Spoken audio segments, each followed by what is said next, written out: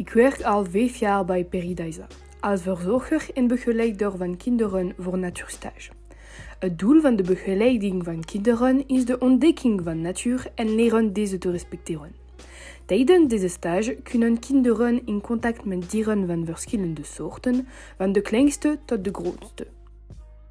Ze kunnen hen te vinden en zo ze leren het respect van dieren. In dit proces helpen we de jongens om te realiseren dat dierenwelzijn erg belangrijk is. In ons dierenpark werk ik voornamelijk als verzorger. Ik verzorg de vogels. Een van de belangrijkste missies van Paradisa is het herintroductie van dierensoorten in hun natuurlijke omgeving. Daarom heb ik aan de vrijlating van Sprix ara, een soort van papegaan met een blauw plumage, deelgenomen. Deze soort is al een tijd in het wild uitgestorven, maar Paradisa maakt het onmogelijk mogelijk de herintroductie in hun natuurlijke omgeving.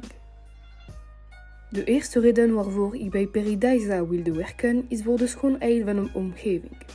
Ik denk dat weinig mensen trots kunnen zijn in een zo'n mooie plek te werken. Ik besteed veel aandacht aan dierenwelzijn en ik weet dat Paradisa het bijzonder belangrijk vindt. Ik ging daar als een kleine meisje was.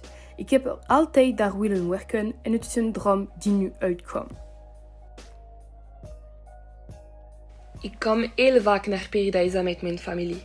Ik vind het geweldig om verschillende continenten te kunnen ontdekken en dat allemaal niet ver van mijn bed. Ongeacht het seizoen is een bezoek aan Paradisa altijd een magisch moment. Het park introduceert elke jaar nieuwe dingen. Iedere keer dat u bezoekt, zult u een volledig andere ervaring hebben. Het personeel is zeer gastvrij en zorgt ervoor dat alle behoeftes van zowel de dieren als de klanten voldaan zijn. Paradisa is niet zoals alle andere dierenparken. Het verzamelt dieren en geeft hen een betere omgeving zodat ze beschermd worden. Hierdoor kunnen volwassenen en kinderen die soorten gaan verwonderen. Het park is zeer goed aangelegd en is ideaal voor familiewandelingen. Men gaat vaak kijken naar de voorzieningen en ze gaan restaureren waar nodig. Alles is zeer gevarieerd en iedereen zal er zijn geluk in vinden.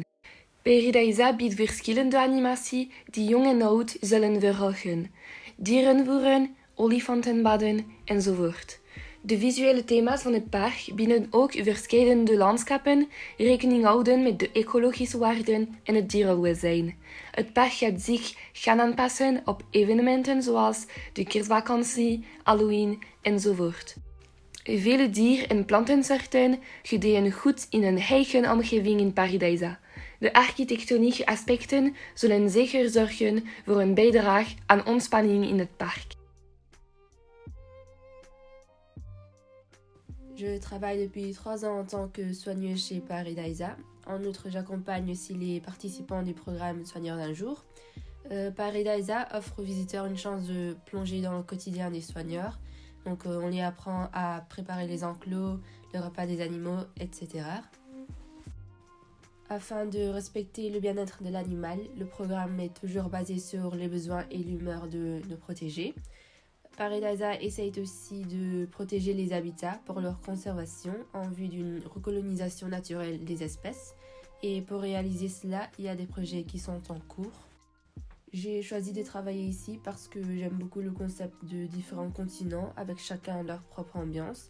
Ce qui m'a plus motivé sont les projets qui ont été menés à bien, comme la restauration du récif corallien au large de Bali. Donc c'est grâce au financement de la fondation, des tables de coraux ont pu être installées pour restaurer un environnement détruit. J'ai visité Paradisa récemment et j'étais impressionnée par leur programme. Ce dernier consiste à donner aux visiteurs la possibilité de s'occuper des animaux et de reproduire ce qui est fait en coulisses.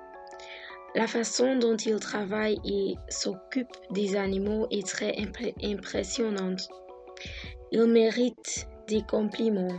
Il y avait aussi un spectacle d'oiseaux et des gardiens professionnels montrés au public des tours fascinants.